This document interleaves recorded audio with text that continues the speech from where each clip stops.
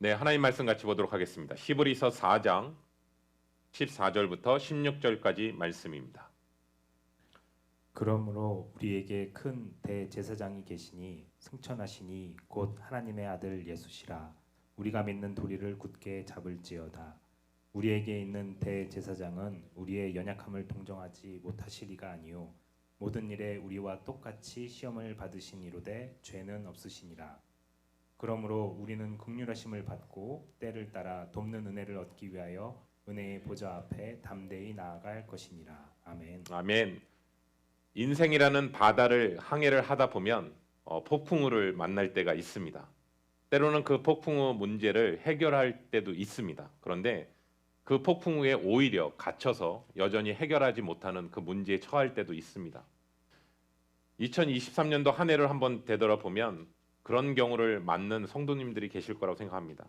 그 안을 들여다보면 여전히 풀리지 않는 사실상의 가정의 문제, 경제의 문제, 또 건강의 문제, 진로의 문제, 또 신분의 문제, 그 여러 가지 답을 찾으려고 애써 움직이지만 여전히 그 문제를 해결하지 못하는 가운데서 막막한 가운데서 인생의 모든 문제 가운데서 그 문제를 해결하지 못할 때도 참 많이 있음을 고백하게 됩니다.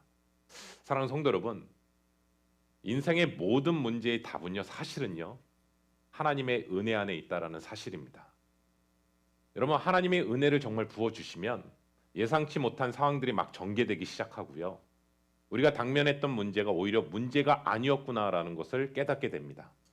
예를 들어 내면에 상처가 있었던 분들, 혹은 자라나는 과정 속에서 어려운 일을 당함을 통해서 깊은 고통에 처해봤던 분들, 때로는 인간관계를 통해서 사람들로 인해서 트라우마가 생긴 분들, 그래서 여러 가지 우리가 그 문제에 처하게 되면 우리는 자꾸 그 문제를 해결하려고 그 해결점을 찾으려고 노력하게 되거든요. 그런데 그 문제를 해결하려고 집중하고 애쓰다 보면 오히려 그 문제가 더 커 보이고요. 오히려 그 문제 앞에 우리의 마음이 뺏기게 되고 오히려 더 그 문제를 해결할 수 없는 상황까지 처해지게 됩니다. 제가 어떤 동영상을 하나 봤는데요. 한 물컵이에요. 그 물컵 안에 다양한 이물질들이 껴있는 거예요. 그래서 그 사람이 이 이물질을 꺼내기 위해서 손을 집어넣어서 그 안에 있는 이물질들을 꺼내려고 노력을 합니다. 그런데 꺼내봤자 그 안에 물이 계속해서 이물질이 껴있는 상태예요. 그러고 나서 조금 있다가 생각해 보니까 그 이물질을 해결하는 방법은 뭐였냐면 새로운 깨끗한 물을 그 컵 안에 붓는 것이었습니다. 근데 그게 물이 차다 보니까 이 안에 있었던 이물질들이 다 밖으로 나오게 돼서 나중에는 깨끗한 물로 바뀌는 장면을 그 영상 가운데서 본 기억이 있거든요. 마찬가지인 것 같아요. 우리가 이 문제를 해결하려고 막 부단히 애를 쓰고 빼내려고 하는데 여전히 그 문제가 계속해서 오염되어 있는 상황들을 보게 되거든요. 그래서 결국은 해결하지 못하는 우리의 모습을 발견하게 되는데 오히려 이 상황 속에서 전지전능하신 하나님의 은혜를 구하고 하나님께서 그 은혜를 부어주신다면, 우리의 그 문제 앞에서 하나님께서 은혜를 부어주신다면 이 문제는 더 이상 우리에게 문제가 되지 않고 어느새 나의 상처는 오히려 새살이 돋아서 오히려 흔적조차 없어진다는 사실도 깨닫게 되었습니다. 여러분, 하나님은요, 시공간을 초월하시는 분이시잖아요. 하나님께서는 우리의 평면적으로만 아시는 분이 아니라 사실은 입체적으로 아시는 분이란 뜻이에요. 왜냐하면 하나님은 우리 앞에서도 아시고요, 우리 옆에서도 우리를 보시고 우리 뒤에서도 보시는 분이시거든요. 하나님은 전지전능하시기 때문에 우리의 모든 것들을 다 아시는 분이시다는 사실인 것이죠. 그래서 하나님께서 개입하시고 하나님이 우리에게 은혜를 베풀어 주시면 그 은혜 가운데 정말 하나님이 주시는 평안과 기쁨 가운데서 우리의 삶에 가득 채워지게 될 때 문제는 더 이상 나에게 문제가 되지 않는다는 사실을 믿으시기를 예수 그리스도의 이름으로 축원합니다. 오늘 특별히 2024년도 한 해 가운데 저는 은혜라는 단어를 한번 생각하게 되었습니다. 은혜라고 할 때 우리는 두 가지를 은혜를 기억해야 될 것 같습니다. 첫 번째 은혜는 뭐냐면 구원을 얻게 하는 은혜입니다. 여러분, 하나님이 값없이 베풀어 주셨던 그 은혜, 하나님이요 일방적으로 사실은 우리를 선택하셨어요. 그리고 우리를 선택하시고 나서 우리를 값없이 은혜를 부어 주셨어요. 그리고 성령님께서 우리에게 보내주셔서 우리가 죄인인 것을 깨닫게 해주셨어요. 그리고 예수 그리스도의 십자가로 말미암아 우리가 죄사함을 받게 되었어요. 그리고 예수 그리스도로 부활의 말미암아 우리에게 새 생명을 허락해 주셨어요. 그리고 우리를 예수 그리스도를 영접함으로 말미암아 우리가 하나님의 자녀가 되었다라는 사실이에요. 이제는 헛된 삶을 추구하는 삶이 아니라 하나님 안에서 의미 있는 삶으로, 참된 삶으로 나아가는 하나님의 자녀로 만들어 주셨다는 사실이에요. 이것이 바로 첫 번째 우리에게 주신 하나님의 전적인 은혜라는 사실입니다. 그런데 두 번째는 뭐냐면 하나님께서 구원을 얻게 하시고 난 후에 은혜를 멈추신 것이 아니라 오늘 본문에서 보시면 때를 따라 돕는 은혜를 우리에게 주어 주셨다라는 거예요. 이 은혜는요, 구원을 얻게 하는 은혜로 끝나는 것이 아니라 주님 앞에 서는 그날까지, 천국 가는 그날까지 그 은혜는 멈추지 않고 계속해서 흘러간다라는 사실인 것이죠. 지난번 우리가 수요예배 때 같이 나눴던 야곱이요, 부엘세바에서 어디까지 가게 되냐면 하란까지 가게 되었다라고 얘기했습니다. 근데 부엘세바에서 하란까지의 거리가 800km거든요. 그러면 북한의 끝에서 남한, 한국의 끝에까지의 거리가 1000km거든요.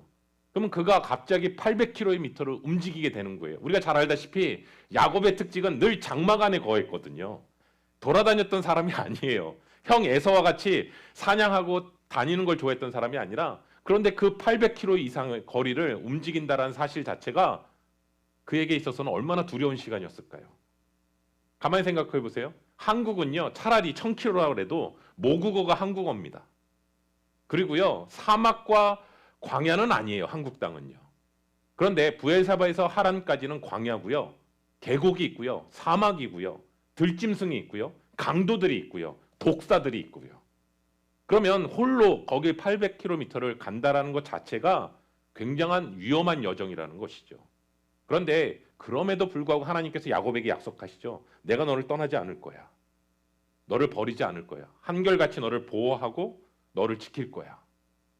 근데 그 약속대로 외삼촌 라반의 집까지, 하란까지 안전하게 하나님께서 야곱을 지켜주셨고 20년 후에는 다시 고향으로 되돌아오는 여정까지도 하나님께서 신실하게 지키셨음을 우린 성경을 통해서 보게 됩니다. 에서의 위협을 피해서 혈연 단신으로 혼자 그 여행을 떠났는데 돌아올 때는요, 자녀가 11명이 생겼고요, 아내가 2명이 생겼고요, 첩이 2명이 생겼고요. 예. 그리고 또 하나는 양과 가축도 어마어마한 것으로 채워져서 돌아왔다라는 사실입니다. 저는 오늘 우리 귀한 성도님들에게 같이 나눕니다. 우리 그리스도인들에게 있어서 때를 따라 돕는 은혜를 구해야 된다는 사실을 오늘 히브리서 14장 14절부터 16절 말씀에서 얘기합니다. 그러면 오늘 말씀을 통해서 예수님이 우리와 어떻게 함께 하셨는지를 구체적으로 말씀하고 있거든요. 한번 볼까요? 히브리서 4장 14절입니다. 그러므로 우리에게 큰 대제사장이 계시니 승천하시니 곧 하나님의 아들 예수시라. 우리가 믿는 도리를 굳게 잡을지어다. 아멘. 아멘. 예수님을 어떻게 소개하냐면 히브리서 기자는 큰 대제사장이라는 단어를 사용합니다. 여러분, 큰이라는 단어는 헬라어로 메가스라는 단어인데 위대한, 거대한, 놀라운이라는 뜻이 있고요. 영어로는 great라는 뜻입니다. 그러면 예수님은 어떻게 쓰냐면 위대하고 훌륭한 대제사장이시다라고 표현하는 거거든요. 예수님께서 사역하실 때 세 가지 직분을 가지고 사용하십니다. 신학자들은 얘기합니다. 첫 번째는요, 왕, 예언자, 제사장. 왕으로서 백성을 다스리시고 보살피시는 그 예수님을 얘기하고 있고요. 또 예언자로서 하나님의 나라의 일에 대해서 가르치시고 선포하셨고요. 중보자로서 우리의 죄의 문제를 해결하시고 구원하시는 사역을 하셨어요. 그래서 히브리서 4장 14절 이하의 말씀에 보면 예수님을 그냥 대제사장이라고 표현하지 않고 큰 대제사장이라는 단어를 사용하고 있습니다. 여러분, 대제사장 하면 어떤 의미냐면 백성들을 대표하는 사람이거든요. 그래서 모든 백성들의 죄를 다 짊어지고 하나님 앞에 나와서 그 죄를 속죄하고, 그리고 그 모든 백성들의 간구를 하나님 앞에 중보 기도하고, 그리고 하나님으로부터 받은 음성을, 받은 말씀을 백성들에게 전하는 역할을 하는 사람이 바로 대제사장이거든요. 그리고 그 이유는 오직 대제사장만이 언약궤가 있는 지성소로 들어갈 수 있었거든요. 그래서 지성소에 들어가서 하나님의 임재 가운데서 또 하나님 앞에 특별하게 그 부분들을 교제하며 하나님 앞에 나아갈 수 있는 사람이 바로 대제사장이었거든요. 그런데 이 땅의 대제사장도 이러한 특별한 권한을 가지고 있었는데 예수님은 인간 대제사장과는 비교할 수 없을 정도로 큰 대제사장이다라고 성경은 얘기하고 있습니다. 왜냐하면 예수님은 사람이 만든 성소에 들어가신 분이 아니라 우리의 죄를요, 단번에 속죄하신 후에 사람의 손으로 짓지 않은 하늘에 오르사 하나님 우편에 앉아 계신 분이시다. 그리고 그분을 향해서 우리는 뭐냐면 큰 대제사장이시다. 예수님은. 그리고 16절의 말씀처럼 큰 대제사장이신 예수 그리스도로 말미암아 은혜의 보좌 앞으로 담대히 나아갈 수 있게 됐다라고 얘기합니다. 우리 볼까요? 히브리서 4장 15절입니다. 우리에게 있는 대제사장은 우리의 연약함을 동정하지 못하실 리가 아니요 모든 일에 우리와 똑같이 시험을 받으신 이로되 죄는 없으시니라. 아멘. 아멘. 여러분, 우리가 하나님은 우편에 앉아 계시니까 하늘에서 그냥 멀리 내다보시고 이 땅에 있는 천한 우리 인간들을요 내다보는 분으로 표현하고 있지 않아요. 뭐라고 하냐면 하나님은 육신의 몸을 입고 이 땅에 내려오셨다라는 거예요.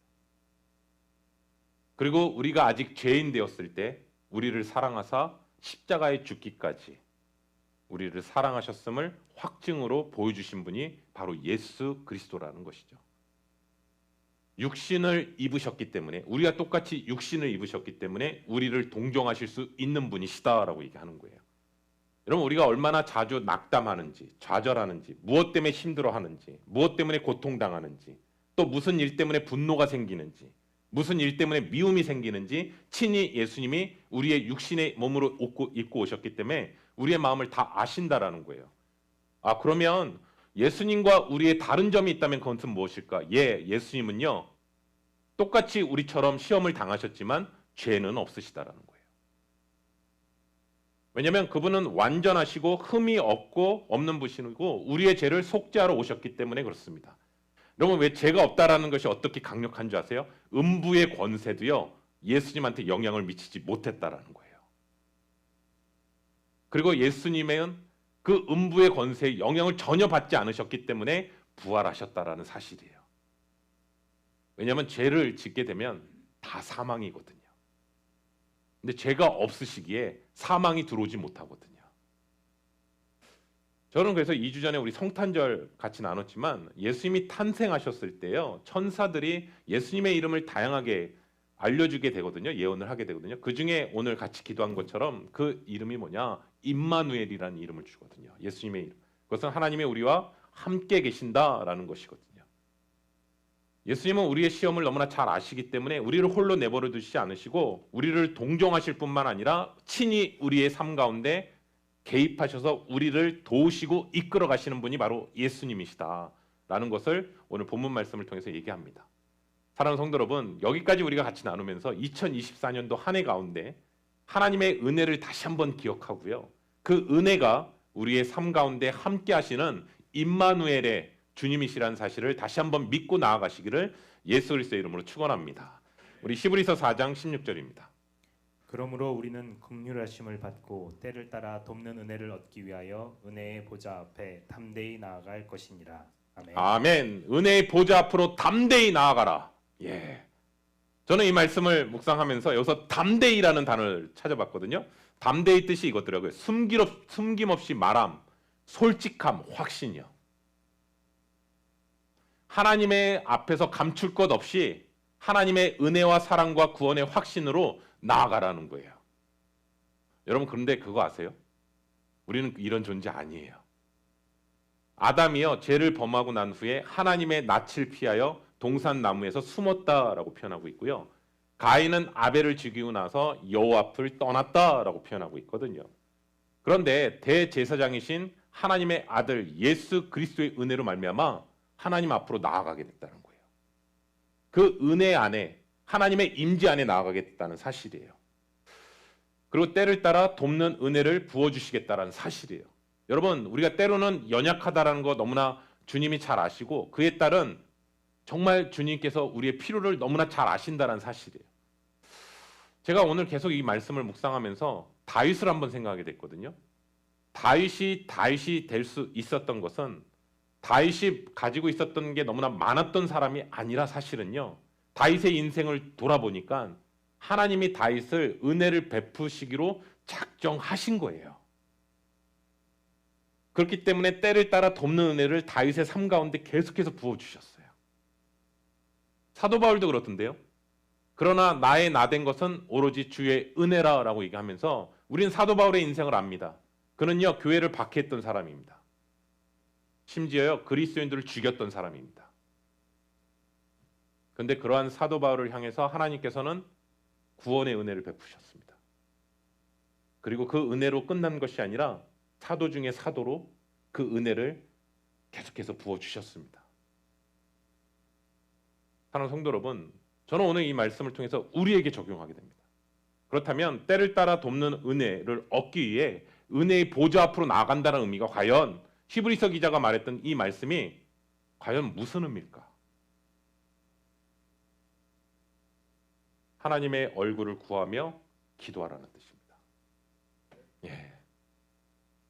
그냥 수동적인 자세의 기도가 아니라 적극적인 자세의 기도로 나아가라는 것이고 그분의 임재를 갈망하며 부르짖으라는 뜻이에요.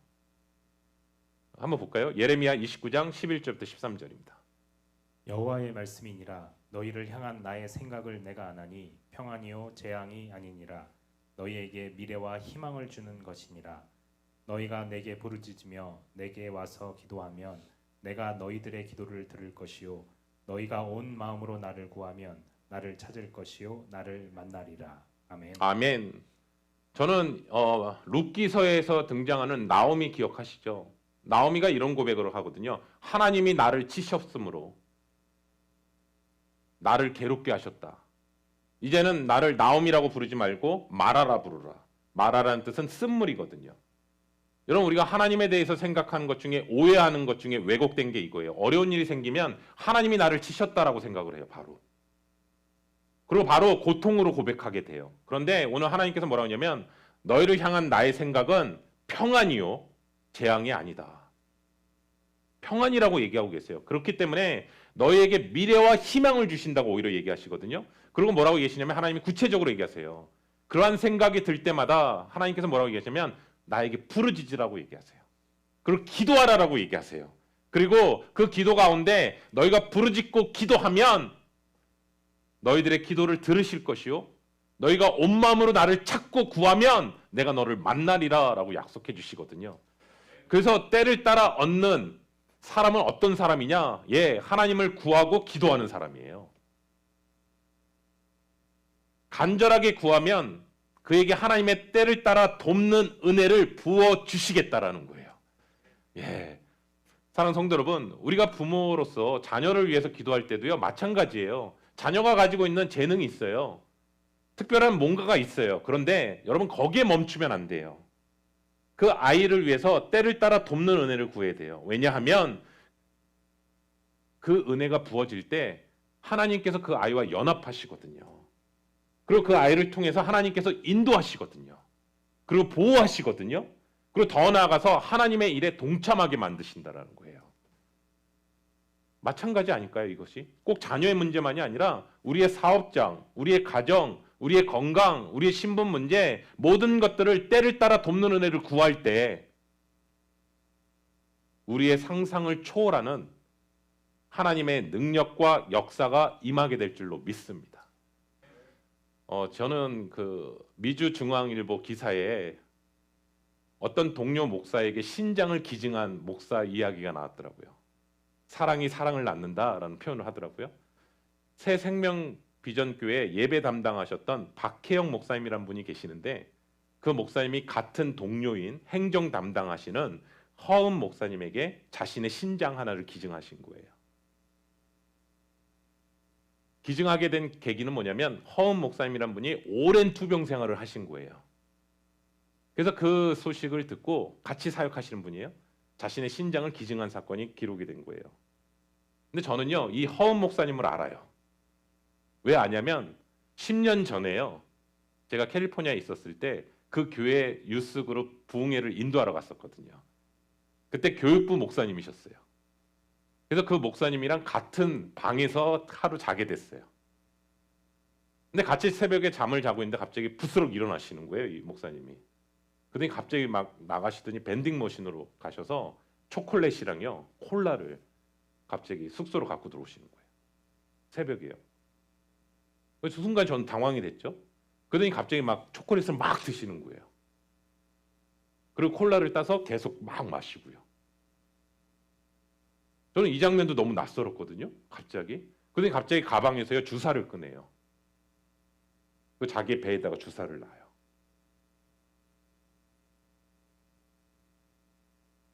근데 제가 그 장면 속에서 유심히 봤더니 팔에요. 주사 바늘이 너무 많은 거예요. 그래서 팔에다가 주사를 놓을 데가 없고 배에다가 놓으시더라고요. 정확하게 이분이 어떤 병을 앓고 있는지는 몰랐어요. 저는 그때는요. 근데 너무나 낯선 장면이고 너무나 당황스러운 장면이었거든요. 근데 오랜 당뇨로 말미암아 신장이 망가지신 거예요. 그래서 오랫동안 투석을 계속 해오셨던 거예요. 그래서 그것을 어디 캠프라든지 어디 여행할 때마다 주사 바늘을 항상 그거를 챙기시고요. 초콜릿이랑 그 당뇨가 너무 심하셔서 몸이 망가지신 상태였던 거예요. 근데 그 박혜영 목사님이라는 분이 몽골에서 선교하시다가 그 교회로 1년 전에 오신 거예요. 딱. 근데 왔는데 성도님들이 이 허은 목사님이 어떻게 교회를 오랜 투병 생활에서도 어떻게 교회를 사랑하시고 어떻게 섬기시다는 얘기를 듣고 그 박혜영 목사님 감동을 받으셔서 담임 목사님에게 자신의 신장을 이분에게 허은 목사님 드리겠다라고 얘기하니까 강중민 목사님이 뭐라고 얘기하시냐면 가족들이랑 먼저 의논해라. 이 결정에 있어서. 그래서 가족들한테 의논을 하고 그렇게 하기로 결정을 한 거예요. 그랬더니 허은 목사님이 사양을 하는 거예요. 아니라고. 아니라고. 하나님께서 나에게 이런 마음을 주셔서 자신의 신장 하나를 드리겠다고.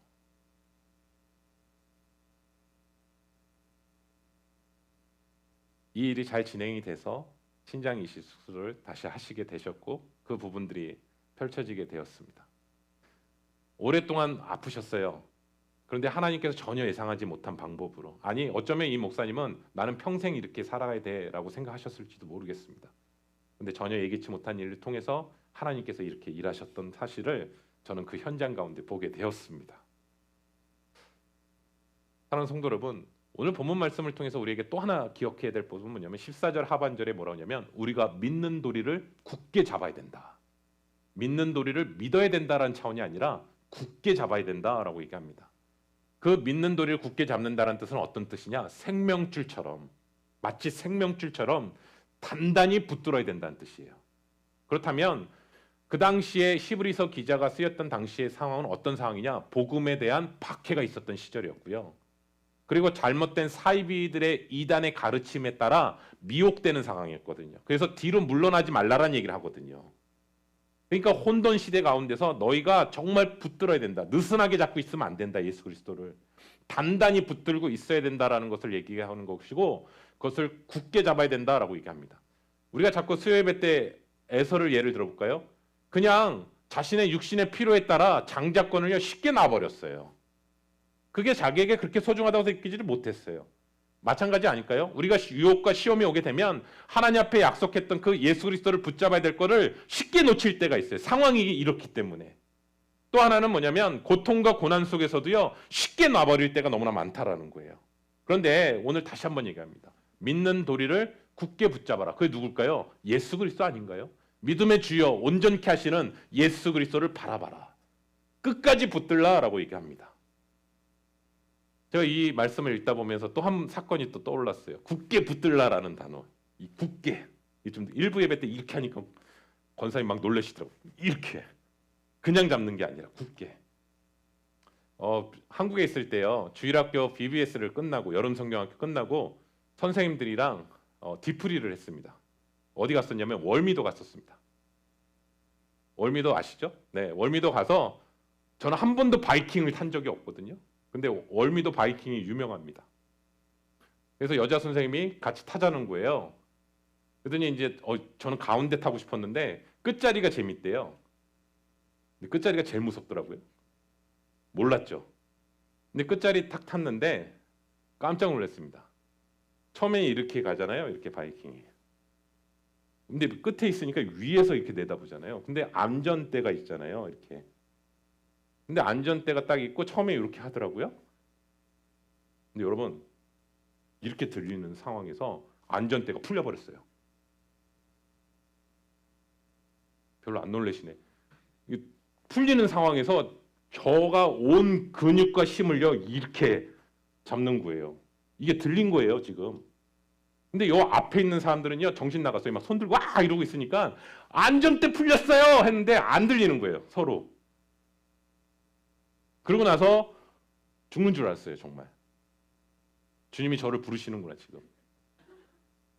근데 이거를 계속 붙잡고 있는데요. 이게 막 들리는 거예요. 근데 옆에 아시는 분들은 막 난리가 났죠. 이게 들리니까. 근데 나중에 이제 이건 뭐 정신이 혼미한 거예요. 다른 거 없어요. 다른 소리 다 필요 없어요. 이것만 잡아야 돼요. 이것만 눌러야 돼요. 그러고 나서 내렸어요. 그랬더니 온몸에요. 땀이요. 장난 아닌 거예요. 여기까지 얘기하니까 일부 예배 때 권사 막 웃으시더라고요. 2주 후에 바이킹 사건 터졌어요. 그 대가 풀리면서 사람이 떨어져서 죽은 거예요.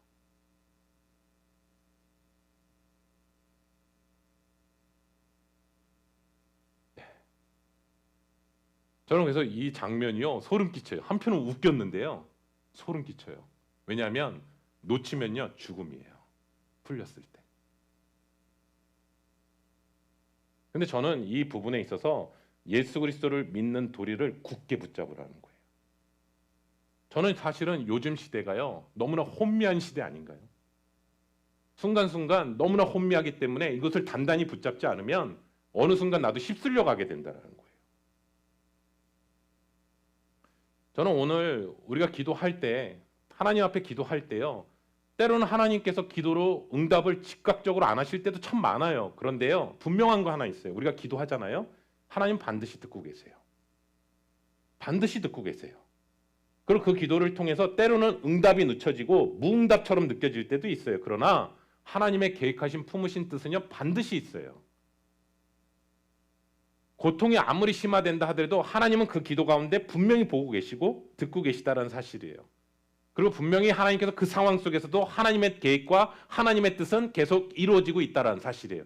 여러분 제가 단호하게 이렇게 얘기할 수 있을 것 같아요. 같이 나누겠지만 기도 응답을 통해서는요 하나님이 우리가 하나님 앞에 기도하잖아요. 그럼 반드시 네 가지를 통해서는 응답하십니다. 첫 번째는요 yes. 내가 하나님 앞에 이렇게 기도했더니 하나님께서 그 기도대로 신실하게 응답하셨습니다. 라는 사건이 여러분 삶 가운데 있을 거예요. 분명히. 맞습니다. yes가 있습니다. 두 번째는요 no. 나는 분명히 하나님 앞에 이것을 구하고 있는데 하나님이 응답하지 않으시는 기도 제목도 분명히 있으실 거예요. 근데 세 번째 기도 제목이 있습니다. 그것은 뭐냐면 응답은 뭐냐면 wait. 마치 no 같아요. 하나님이 주셔서 기도를 하는데 마치 노 같은 상황이에요. 그런데 노랑 웨이시랑 차이점이 뭔지 아세요? 눈에 보이는 결과는요 아무 똑같아요. 그런데 웨이스는요 나는 포기하고 싶어도 하나님이 계속 기도하게 하세요. 그것은 하나님의 계획하심이 분명히 있다라는 거예요. 하나님의 때가 아직 이루어지지 않은 거예요. 그거를 노라고 생각하지 마시고 웨이스로 생각하셔야 돼요. 계속해서 기도하셔야 돼요. 네 번째는 뭐냐? 사도행전의 말씀처럼 마게도니아 환상처럼 나는 아시아를 향해서 가고 싶은데 하나님께서 전혀 새로운 유럽을 문을 열실 때가 있거든요. 영어로 이렇게 표현하더라고요. There is a better way. 나는 분명히 이거를 생각하고 있는데 하나님은 전혀 다른 길을 내가 생각하지 못한 더 좋은 길을 하나님께서 인도하실 때가 있어요.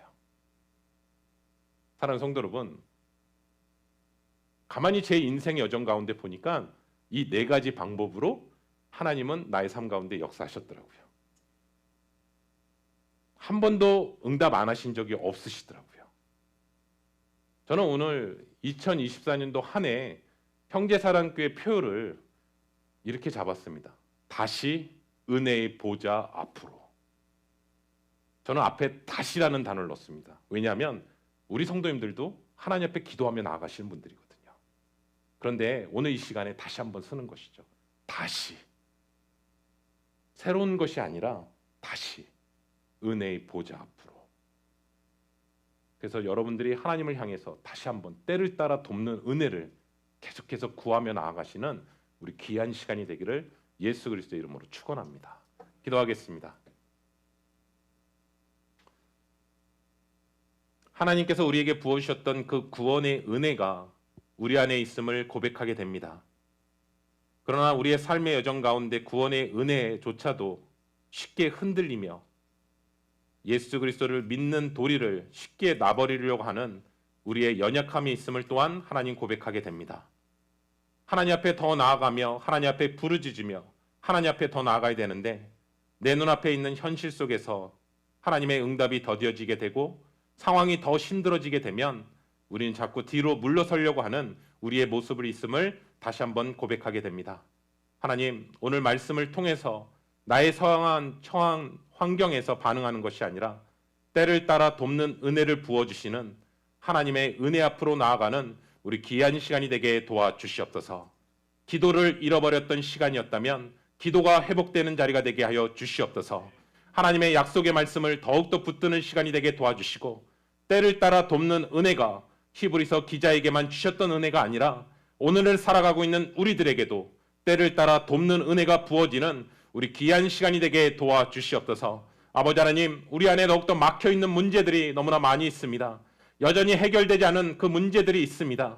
아버지 하나님, 이 시간에 하나님을 더욱더 바라보며 하나님을 더욱더 신뢰하며 하나님의 약속의 말씀을 붙들며 하나님 앞에 더욱더 기도하며 나아가는 자리가 되게 도와주시고 때를 따라 돕는 은혜를 부어주시는 은혜의 보좌 앞으로 다시 나아가는 우리 귀한 시간이 되게 도와주시옵소서. 기도가 회복되게 하여 주시옵소서. 기도의 은혜를 체험하게 하여 주시옵소서. 아버지 하나님 앞에 부르짖어 하나님 앞에 기도할 때 하나님을 더욱더 귀하게 만나는 우리 귀한 자리가 되게 도와주시옵소서. 예수님의 이름으로 기도드립니다. 아멘.